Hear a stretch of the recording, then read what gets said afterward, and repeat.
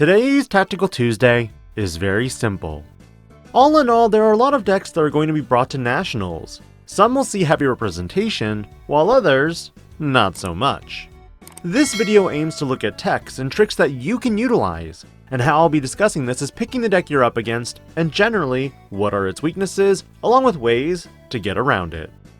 Anubismon is largely the deck in my mind that will be heavily represented for Nationals. While true Melga X seems to have more hits, Anubismon itself is the problem in that its effect is not just when Digi-evolving, but on your main phase every turn after as well. Because of this deck suffers primarily against floodgates in the form of Gotsumon, Pomumon, and Pillowmon. If you stop them from playing Digimon, none of the added benefits happen. No deletion of level 5 or lower Digimon, and at the same time, it stops Mervamon's cross cold. Because of how most of these decks are built, arguably the best way to counter these floodgates is in the form of Maycrackmon. This level 5 Digimon has honestly replaced my remaining level 5 slots because this card can do a lot of damage. While Chimeramon is another option, Maycrackmon is still searchable off of your Wisdom trainings and Purple Memory boosts. For red decks like Red Hybrid or even Uko Rush, you might also consider teching in Crimson Blaze. These cards are very effective in giving you a grace turn against not only these decks, but the wider building boards like D-Brigade and Bloomlordmon as well. The second most represented deck in my mind moving into Nationals is honestly going to be MetalGarurumon X. While in some ways this deck is a glass cannon, comparative to Mirage Galgamon, MetalGarurumon X has a very convenient way to climb up its entire chain and deal lethal in just 2 or 3 turns. For some reason, Mirage still has some consistency issues in my mind. That being said, Melga X has one problem, and that is Memory Blocker Floodgates. So whether you're playing blue, you'll want to run Madoki Betamon and Sayakomon as the floodgates to stop this deck along with their Wisdom training option cards. Don't worry though, because Melga after its restriction will likely transition to a predominantly blue build again with the BT15 support. Luckily, Anubismon decks already run Gazimon, but unfortunately in the mirror right now for Melga, there just aren't any room for floodgates. To that end, one thing I've been tinkering with in my Melga variant is Pummel Whack from BT14. Not only does it double as removal, but it's also been a valuable trash fodder that draws me more cards. The next decks after Melga in my mind are going to be a lot of the BT13 ones. True, BT14 brought a lot of support for other existing archetypes, but in playtesting, Greymon and Lugamon decks just feel too slow. From BT13, this is where you have decks like Shine Greymon and Mirage Galgamon who are going to be able to keep pace with the game. Shine has a lot of access to red cards that can deal with the upcoming meta.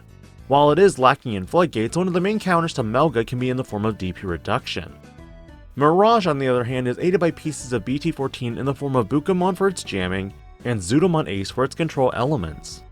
In some ways, I feel like this deck is safer than Melga X, but some players will opt for newer and shinier cards.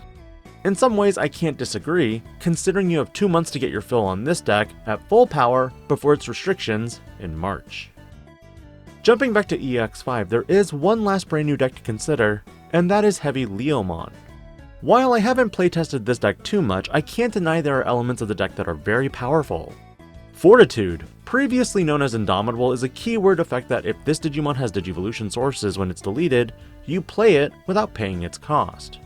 There are a lot of Digimon in the archetype that have on-play effects that can trigger with Fortitude, but with Zudomon Ace roaming about and Jokido, the major counter in my mind right now is going to be Ulforce. However, Mirage also can deal with Fortitude aspects because it can bounce the Digimon rather than deleting it. And floodgates still like Gotsumon, Pomumon, and Pillowmon can stop the Digimon from being played by its own effect. While there are a lot of other decks out there, the last 2 decks that I could see being contenders for Nationals, of course, go to Security Control and Garurumon Star. Both decks have security bomb elements that make this obnoxious to play against. With Security Control, bashing into security might be your only option, but remember, Magna Angemon Ace can deal some damage of its own in the form of DP reduction.